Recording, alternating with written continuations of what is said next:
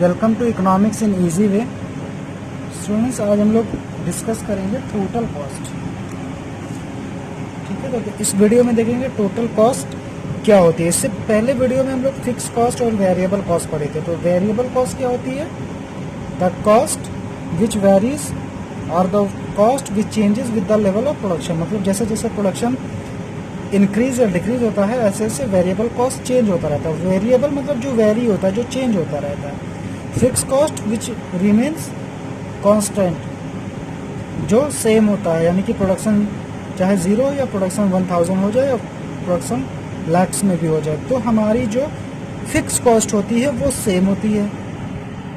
अब देखते हैं टोटल कॉस्ट क्या होती है। तो फिक्स कॉस्ट, वेरिएबल कॉस्ट हमको पता चल गई। तो total cost means sum of total fix cost and total variable cost, यानी कि TFC plus TVC is equal to TC। Total fix cost और टोटल वेरिएबल कॉस्ट को ऐड कर देते हैं तो टोटल कॉस्ट आता है। टोटल कॉस्ट, सपोज ये पेन है, ये पेन की बनाने की जो कॉस्ट है 5 रुपीज़ है। तो इस 5 रुपीज़ में क्या क्या होगा? फिक्स कॉस्ट और वेरिएबल कॉस्ट, दो ही टाइप की कॉस्ट होती है।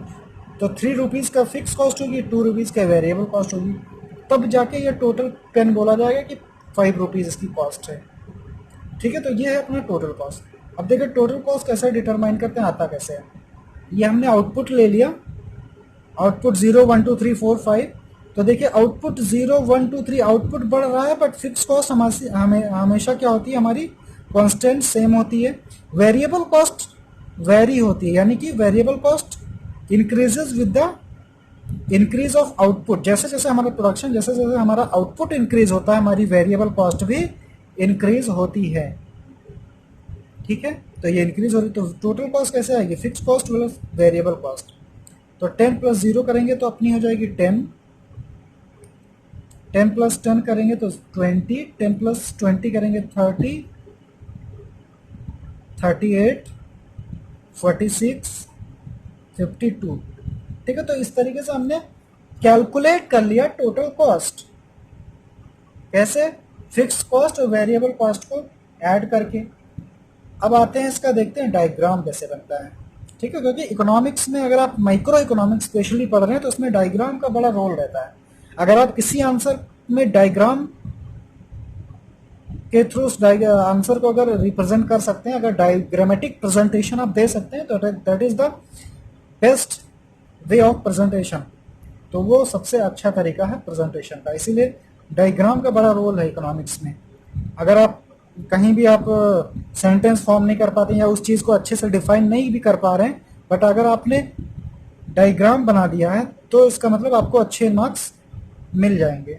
आपके थोड़े बहुत जो एरर्स होंगे, यानी कि जो आपका टेक्सचुअल प्रेजेंटेशन होगा, उसको इग्नोर किया जा सकता है अगर आपका डायग्राम क्लियर किया है तो। इसलिए डायग्राम का रोल बहुत इंपॉर्टेंट है पूरे इकोनॉमिक्स में।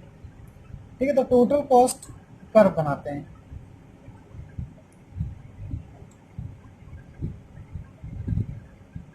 इसको आपको पेंसिल से बनाना, पेन से नहीं, हम पेन से बना रहे हैं। एक्स वाई, ये x axis, y axis, x axis y axis.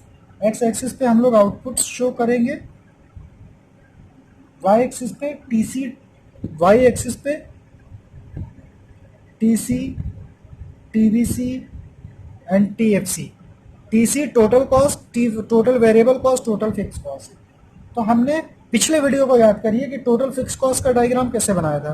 Total fix cost यानी कि हमारी जो फिक्स कॉस्ट होती है वो कांस्टेंट होती है। ये हमने टीएफसी का बनाया था, टीएफसी हो गया। ठीक, टोटल वेरिएबल कॉस्ट का याद करेंगे अगर, तो टोटल वेरिएबल कॉस्ट ऐसे थोड़ा स्लोप टाइप का हमने बताया था। तो ये टीएफसी, ये टीवीसी, और टोटल कॉस्ट यानी कि टीएफसी और टीवीसी दोनों को ऐड करके होगा।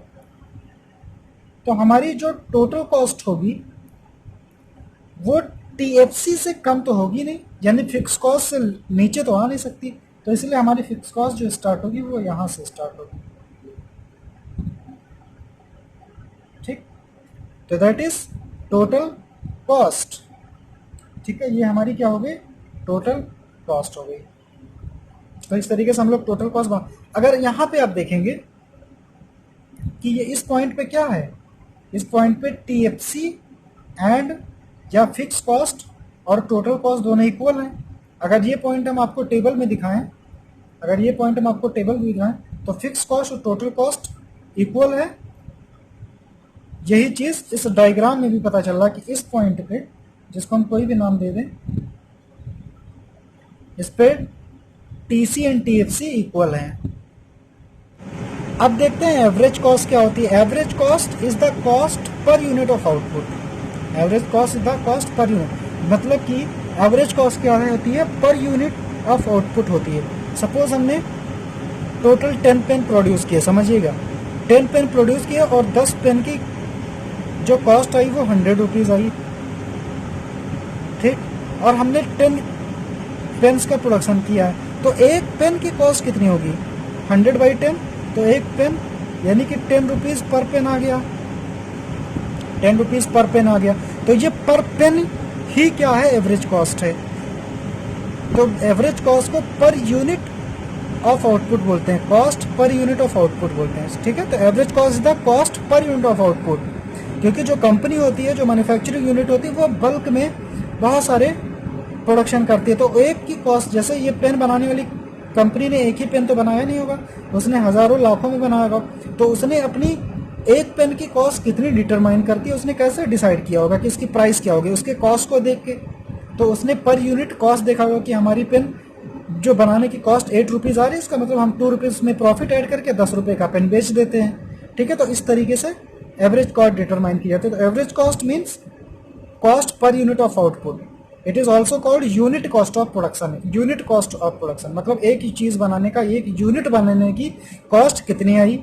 अब एसी का फॉर्मूला होता है total cost upon quantity, total cost upon quantity. Average cost is equal to total cost upon quantity. अब इसको हम थोड़ा सा कैलकुलेट कैसे करते हैं या इसका टेबल कैसे बनाते हैं। आउटपुट है अगर 0 1 2 3 4 5, टोटल कॉस्ट 10 20 28 36, तो एवरेज कॉस्ट का फॉर्मूला क्या बताया, टीसी अपॉन क्यू। ये क्यू जो है वो एक्चुअली, ये क्यू क्या है, आउटपुट। तो 10 अपॉन 0, 10 अपॉन 0, तो हमारी जो एवरेज कॉस्ट होगी वो कितनी होगी, एवरेज कॉस्ट कितनी होगी, 10 अपॉन 0 करेंगे तो इन्फिनिटी, ठीक। 20 अपॉन 1 करेंगे तो क्या होगी, 20 हो जाएगी। 28 अपॉन 2 14, 36 अपॉन 3 12, 40 अपॉन 4 10, 45 अपॉन 5 9। तो इस तरीके से हमने एवरेज कॉस्ट कैलकुलेट कर लिया। अब देखिए यहां से एक फॉर्मूला एवरेज कॉस्ट का और हम बता सकते हैं। Average cost is equal to AFC plus AVC। Average cost is equal to AFC plus AVC. Here AFC is equal to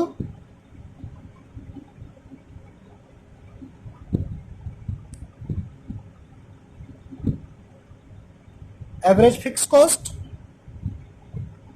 AVC is equal to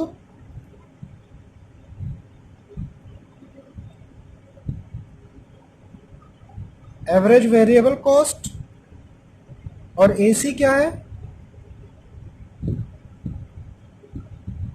average cost है, ठीक है। तो इस तरीके से हम लोग ये डिटरमाइन कर सकते हैं। क्या डिटरमाइन कर सकते हैं कि फिक्स कॉस्ट और वेरिएबल कॉस्ट क्या है।